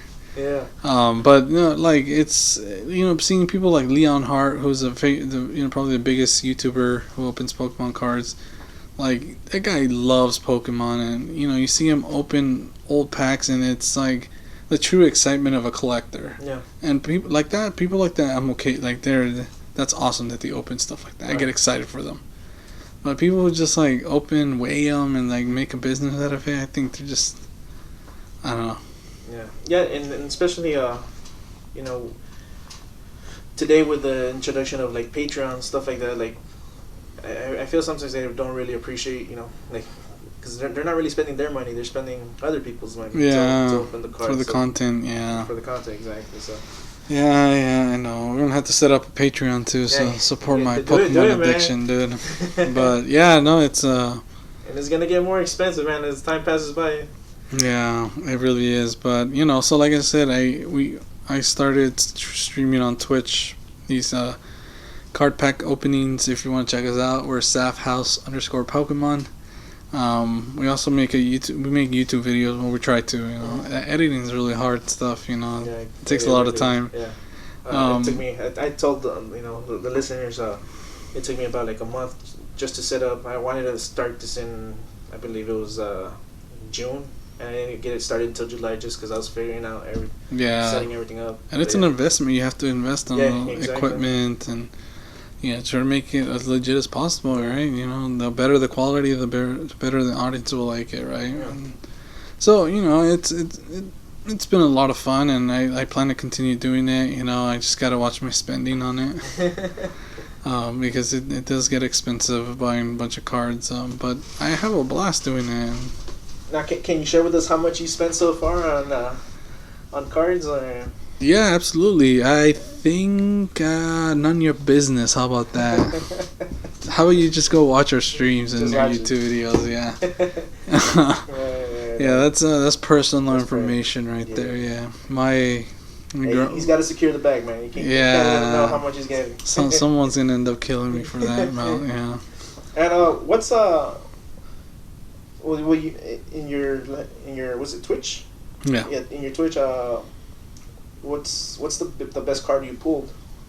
On stream. God.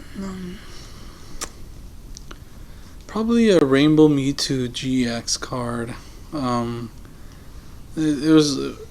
Yeah, it was a pretty good. We have that video on our Instagram, and I go wild, like really loud, noises and stuff.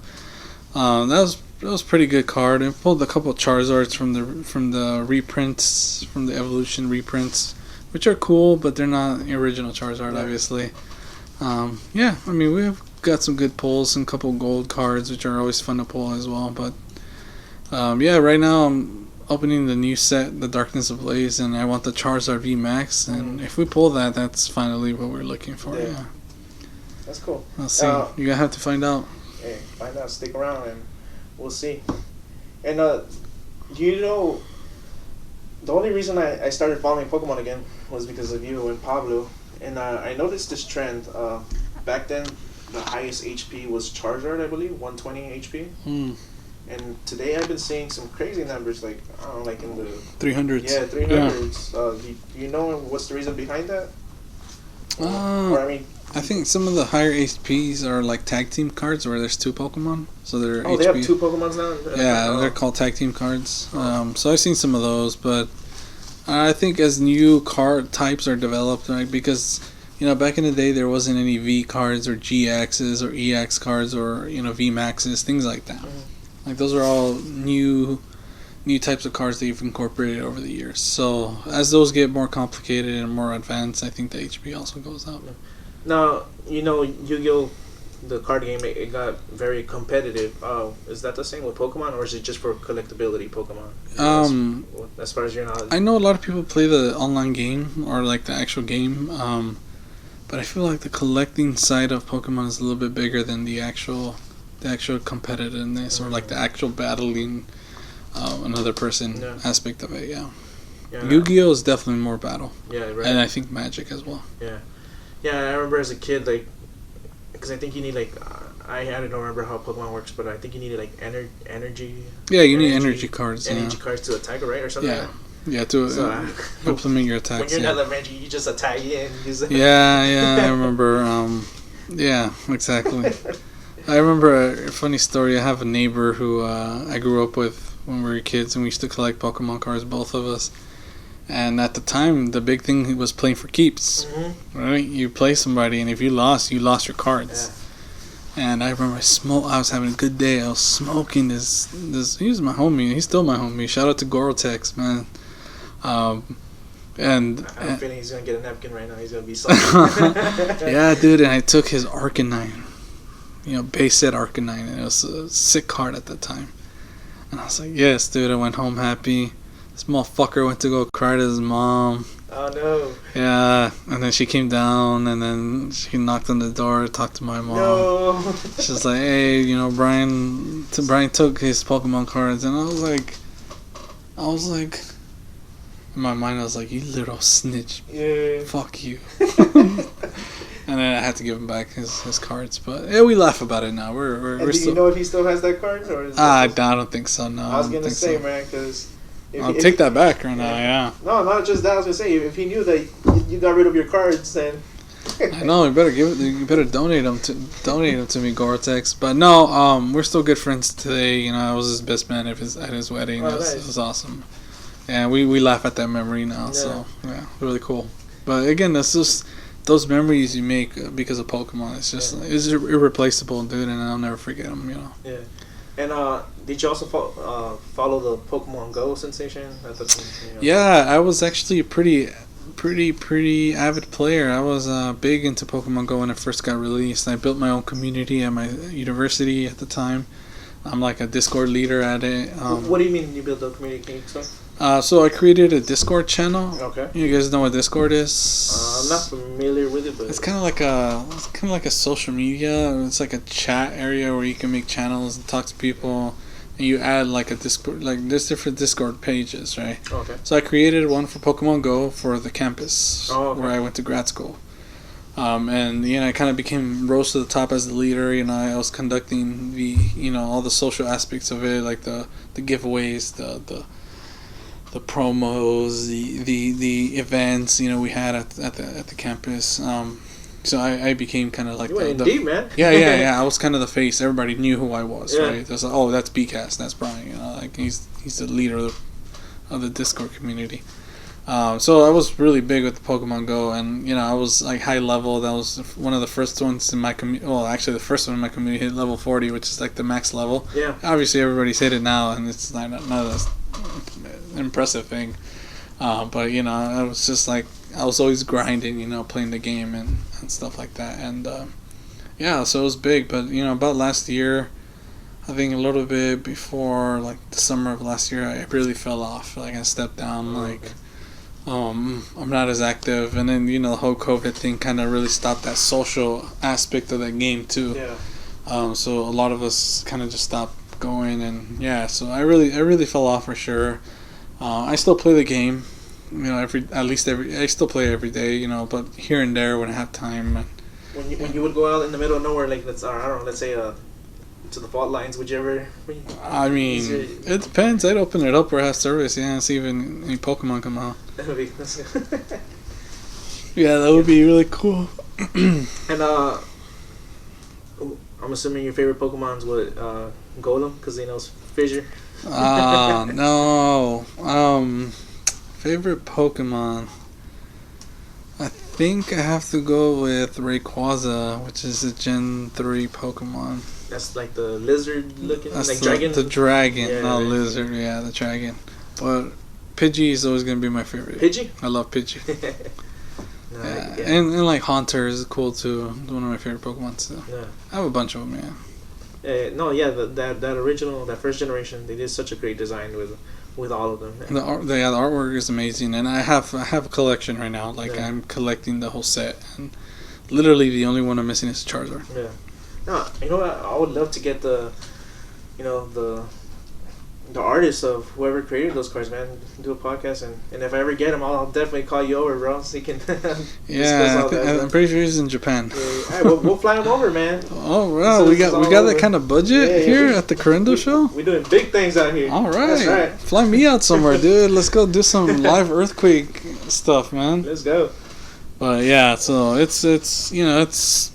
it's a lot of fun. I'm having a blast doing it, and I'm gonna keep doing it for as long as I can. Just keep opening packs, collect, sell, trade. Just really becoming the Pokemon community. Right on. All right. Well, I think we're gonna wrap it up, Brian. It was a good one, and really appreciate you. I hope you here. guys enjoy this. Yeah. And thanks for having me, man. I've wanted to do a podcast, for a while. Now I like podcasts. I love listening to them, and hopefully, we created something pretty fascinating for the viewers to listen to. And I'm glad. Thank you for coming here. And sorry about all the difficulties, the technical difficulties. I don't know what you're talking about. This is the first time we're meeting. Yeah, the first time we're meeting. But yeah, we got it out of the way, man. That's fucking badass. I'm excited to see how it turns out, and I'm gonna share the shit out of it. Yeah. Hopefully, we go viral. Brian said 300 views. I said 3,000 views. 3,000 views. Okay, let's do it. Yeah, come on, guys. That's right. Share. You want to. Come on. If you guys want, the artists of the Pokemon, hey, we need them views, bro. We need the Yeah, subscribers. yeah, we do. And then send half of your revenue to me. But it was awesome. Thanks for having me. It was a lot of fun to do. And yeah, if the viewers want part 2, I'd be more than happy to come back and do a part 2. Definitely. We'll definitely get some time, and we'll do another catch up, and hopefully get some Charizards. Yeah, hopefully I'll be bigger on Twitch, right? Yeah. So go follow me on Twitch, all of you. And I'll leave it in the description, but can you tell our viewers where they can follow you on Twitch? Yeah, so again, my Instagram is bcast15. Just look me up. The guy with a picture of me, my leg in a fault. No, actually, I don't remember what picture it is, but you'll find me bcast15. And my Twitter is earthquake_dude. Yeah, just look up earthquake_dude and you'll find me. And then our Twitch is SAF House, like SAF, which stands for Sick Ass Fool, or San Andreas Fall. SAF House _Pokemon, and that's our Twitch and our YouTube and our Instagram and all that stuff. It's the same tag, so go ahead and follow us on there too. I'd really appreciate it because we're trying to make it big. Yeah, definitely. Opening Pokemon cards, yeah. Doing big things. Trying to get him that 100,000 booster pack. Yeah, we need those booster packs, so for sure. And yeah, thank you guys for watching. It's been an awesome experience, and thanks again for having me, man. Oh, thank you. My pleasure was all mine. All right, guys, and I'll leave in the description how you can get in contact with Bryan. I hope you guys enjoyed it. We learned, and please prepare. Make sure you have your water, you have your safety kit, your earthquake kit, and just be prepared, man, because you never know when it can happen. It could happen tonight for all we know. Yes, it can. And stay safe, and thank you once again, and that's it. Say bye. Bye.